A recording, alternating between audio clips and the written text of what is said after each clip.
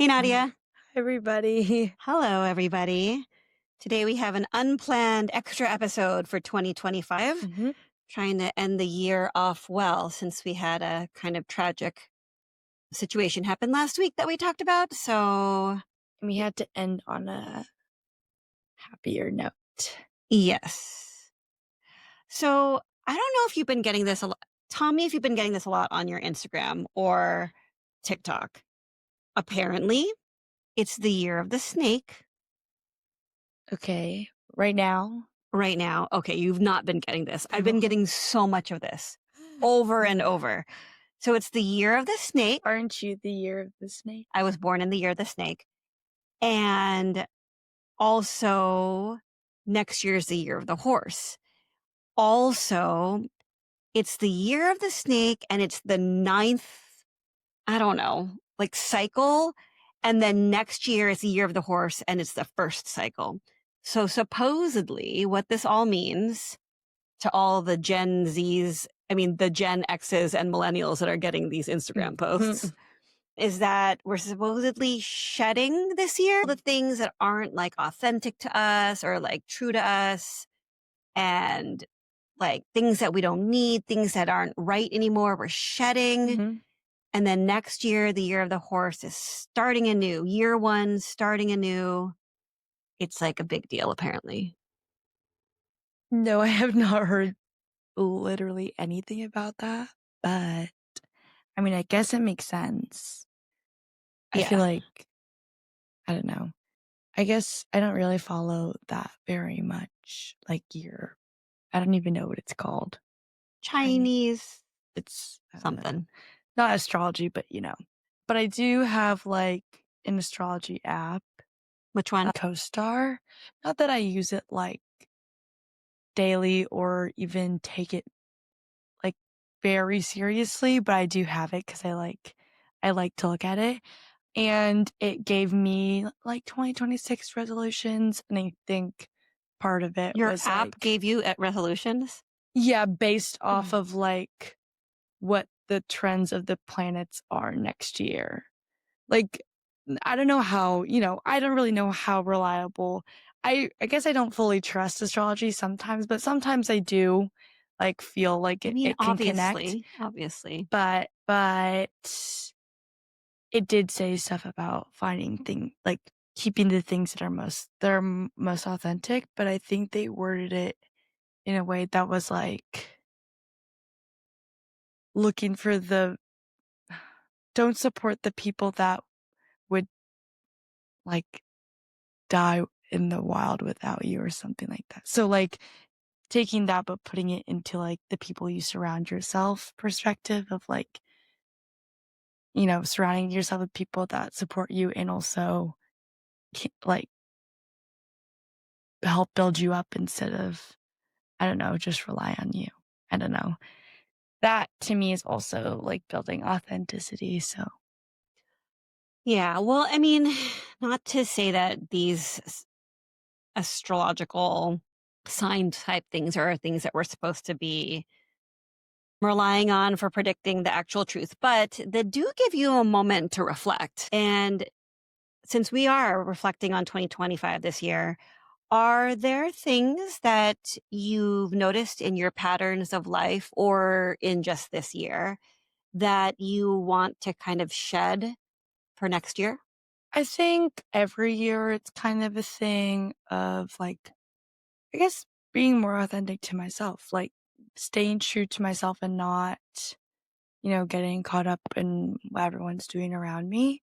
And that always, like, that version of that changes every year. Like, I feel like before it's like I'm trying to be like everyone else, but sometimes it's like I want to do the things that everyone else is doing. But with that, you kind of lose the fact that everyone's on their own path. And I think that's important for me next year because everyone's graduating. I mean, most of my friends are graduating in May. I'm going to be done with school in December. I'm working all of next semester, taking the MCAT in over the summer. So there's just a lot of things that only I have control over and are not the same as like what everyone else is doing. I mean, I also have to find a new apartment. I have to figure out what I'm doing after graduation, like, this time next year, basically. So, like, there's a lot of things that are up to me, so I think it's important that I don't lose sight of, like, what my own goals are, Let's step back for a but second. You signed up for your MCAT. mhm. That's pretty exciting. I don't know why I'm so excited for it. I don't know why you're so excited for it either, but I did sign up for my I MCAT. mean, you seem excited for it too. Not really. I mean, I like that will have structure, but I'm not really that excited to take the test at all. I'm excited to be done with it, but I, like, am not really looking forward to the actual work that has to be put into taking a test. But, I mean, I can't really avoid this, so it has to happen at some point. So I don't know that you said that. I don't think you answered my question. What? Shedding. You talked about like staying true to yourself. Yeah, but getting rid of, like, the voices of other people. Maybe there's things I wanna keep. What do you want to keep? I feel like I've found that I am the most productive and feel more in control when I'm busy and when I have things to do and responsibilities, like working and taking classes and doing all the things I did last semester, although it was, like, kind of crazy. I feel like I like that. I Mhm. don't want to be, just sitting. I mean, I do wanna be sitting around doing nothing, but when that just gets me a little stir crazy. So I want to keep that momentum that I had last semester. Obviously, it's gonna look a little different, but I think right now I'm not really in, like, a full shedding, like, period of my life. I think that the shedding that will happen in my life will just unfortunately happen, like, over time without, like, me doing anything just because everyone is going different ways in the Mm. next few months, but, like, I don't feel like I mean, I have barely lived life up, like, I've 21 years to go off. Have Each year has been so different, so it's not like there has been one consistent thing that I just need to get rid of, but Well, you talked the other day and just now about everybody going different mhm, directions. And I hear you a little bit fretting about how you are not sure when you're going to next see your high school friends. mhm, The only kind of guarantee might be holidays. next November. And over the summer or for the next 6 months, you're not sure when you're going to come back home yourself. Mm, And that is a pretty common situation for like if you can imagine adults like right. that go to college or move to another country or whatever, Mhm, they live somewhere else from their parents, and coming back to visit is just a trip, a side yeah, trip. Your regular life is elsewhere. mm, So at this point in your life, 3.5 years into mhm, college, about to graduate ish, do you feel how much do you feel like home is where your apartment is at mhm. school versus home is here in California? I feel like it's changed every year. Like, I feel like home is always going to be here. This is, like, true home in the Bay Area, and, like, usually where I feel the most comfortable, but I feel like in Boston, that's like, for example, I'm taking the MCAT in July, and I decided to take it in Boston because that's where I'll be studying for the majority of next semester.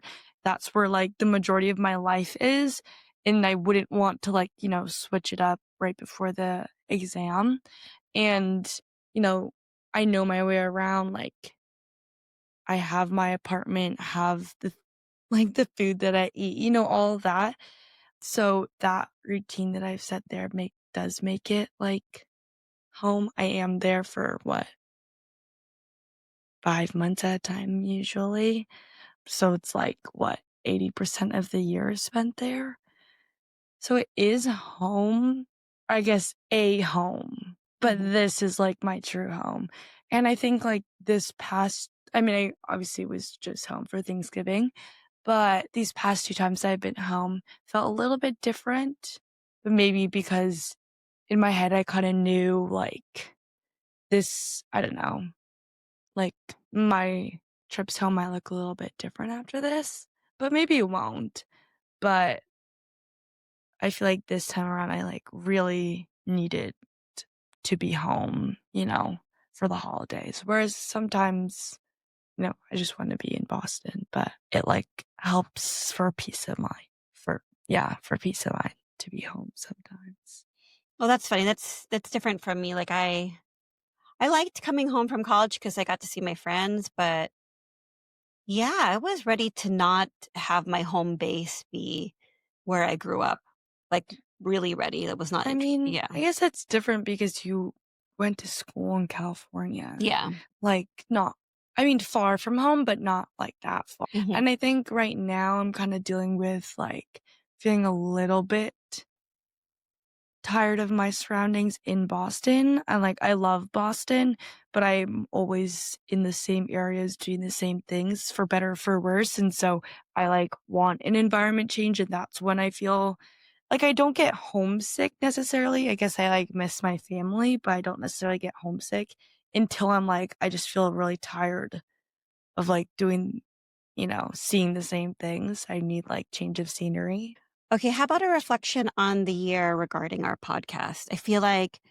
I'm not feel like I know that the first half of the year we had guests and we stuck true to what we our intention of this podcast when we Mhm. started, what is it now, 2 years ago or a year and a half ago, which was basically bringing up health topics and then bringing in professionals to address those health topics. I think it's 2 now.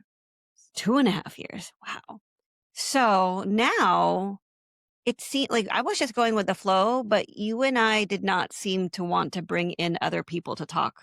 Why Yeah, is that? but I feel like sometimes it's just easier for us to be like have like a back and forth, and yeah, it feels more comfortable.